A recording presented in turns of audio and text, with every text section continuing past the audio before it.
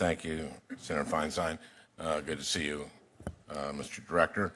I'm going to kind of pick up where I think Sheldon Senator Whitehouse was going. Are you familiar with a report called the Kremlin Playbook? No. Okay. This is an expert report that exhaustively documents Russia's past efforts to undermine European democracies.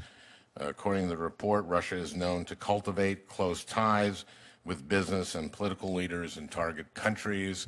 This is stuff you acknowledged to Senator Whitehouse that you knew happened. The report explains that, quote, Russia has cultivated an opaque network of patronage across the region that it uses to influence and direct decision-making. In other words, Russia has a strategy of creating the conditions that give rise to corruption, then exploiting that corruption to its own benefit.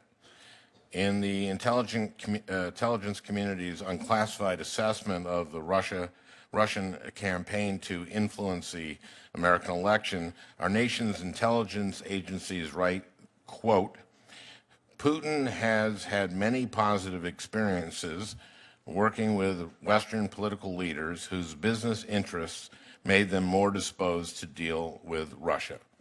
That seems to jibe with your understanding of what Russia has done. Correct. Now, in that same assessment, the FBI, the CIA, and the NSA all concluded that Russia did, in fact, interfere in the 2016 election in order to, quote, help President-elect Trump's election chances, when possible, by discrediting Secretary Clinton. And the agencies concluded that the Russians had a clear preference for President Trump. What is your assessment of why the Russian government had a clear preference for President Trump?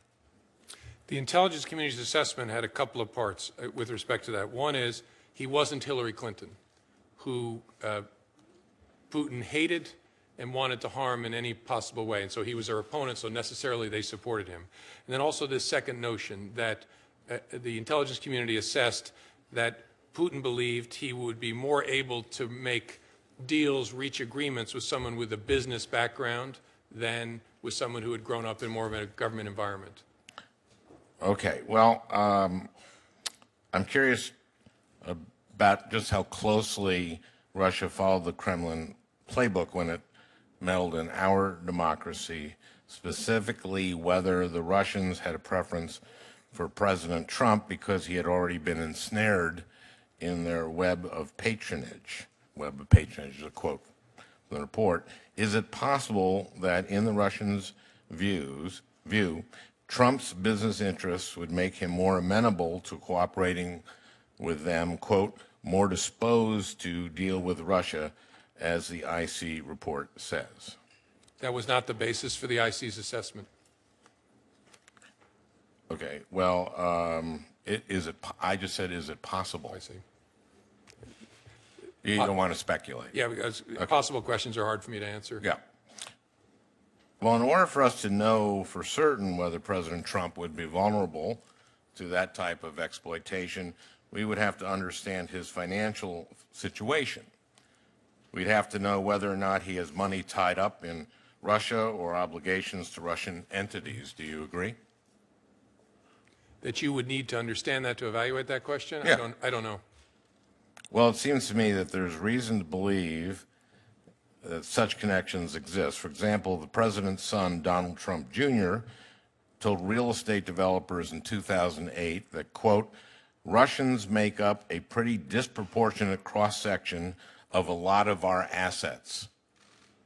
He said, quote, we see a lot of money pouring in from Russia. This is a report on the family business.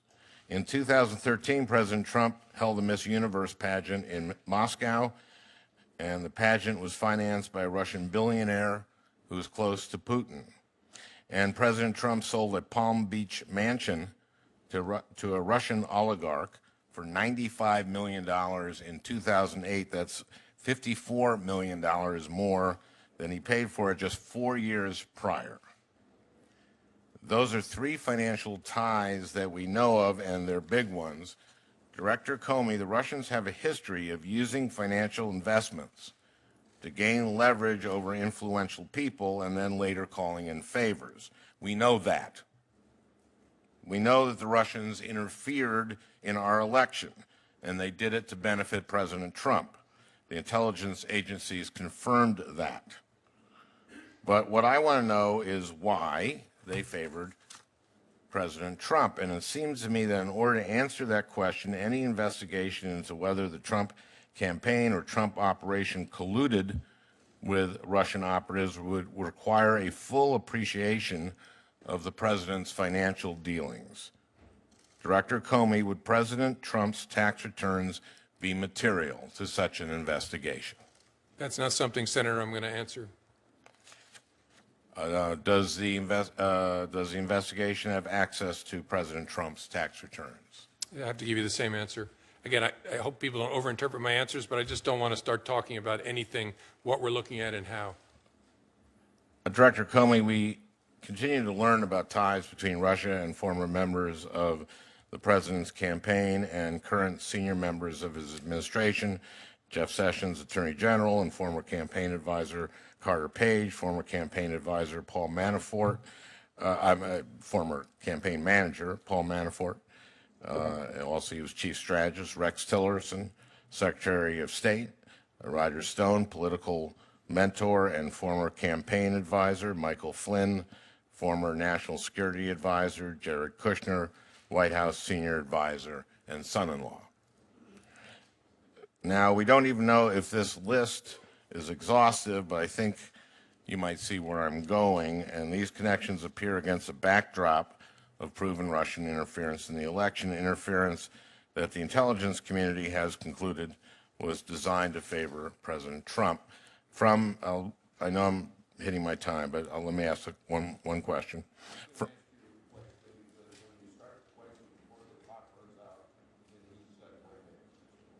Thank you, Mr. Chairman. From an investigative standpoint, is the sheer number of connections unusual or significant?